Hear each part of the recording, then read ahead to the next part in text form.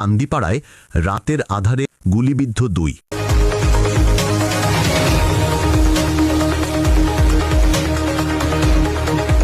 STV সংবাদে সারাক্ষণ সত্যের সন্ধানে কথা বলে এসটিভি নিউজ। ব্রাহ্মণবাড়িয়ায় রাতের আধারে প্রকাশ্যে গুলির ঘটনায় দুজন গুলিবিদ্ধ হয়েছেন। বৃহস্পতিবার ২৭ নভেম্বর সন্ধ্যা ৭টায় পৌর এলাকার কান্দিপাড়ায় এ ঘটনা ঘটে। আহতরা হলেন টুটুল মিয়া ও শিহাবুদ্দিন।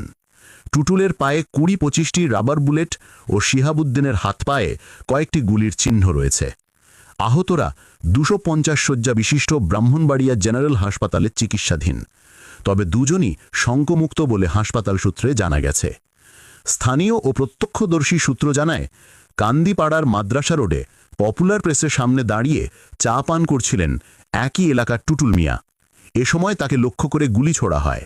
এতে তার ডান পায়ে ছররা গুলি লাগে এবং তার পাশে থাকা শিহাবুদ্দিনেও হাত ও পায়ে গুলি লাগে। আহত টুটুল মিয়া বলেন, দাঁড়িয়ে থাকা অবস্থায় শাকিল নামে একজন তাকে গুলি করে। স্থানীয় লোকজন তাকে উদ্ধার করে হাসপাতালে নিয়ে আসে। তিনি অভিযোগ করেন, বিভিন্ন সময়ে শাকিলের বিভিন্ন অপকর্মের প্রতিবাদ করায় সে এ কাণ্ড গিয়েছে। আহত শিহাবুদ্দিন জানান, তিনি টুটুল মিয়ার পাশেই দাঁড়িয়ে ঝালমুড়ি খাচ্ছিলেন। কিছু বুঝে ওঠার আগেই তার হাতে ও পায়ে গুলি লাগে। কি হয়েছে বলে এগিয়ে গেলে তাকেও গুলি করতে উদ্যত হয় ওই ব্যক্তি। পরে তিনি সরে যান। এদিকে অভিযুক্ত শাকিল তার বিরুদ্ধে আনা অভিযোগ অস্বীকার করেছেন।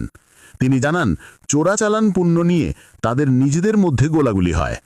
২৫০ শয্যা বিশিষ্ট ব্রাহ্মণবাড়িয়া জেনারেল হাসপাতালের জরুরি বিভাগের চিকিৎসক নূর ই আবেদিন সিফাত জানান, একজনের পায়ে ২০-২৫টির মতো রাবার বুলেট রয়েছে, তবে দুজনই শঙ্কমুক্ত।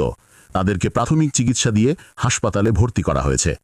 ব্রাহ্মণবাড়িয়া সদর থানার ওসি মোহাম্মদ আজহারুল ইসলাম বলেন, আধিপত্য বিস্তার নিয়ে এই ঘটনা ঘটেছে বলে প্রাথমিকভাবে জানতে পেরেছি। তবে ঘটনার নেপথ্যে কে বা কারা জড়িত তদন্ত চলছে।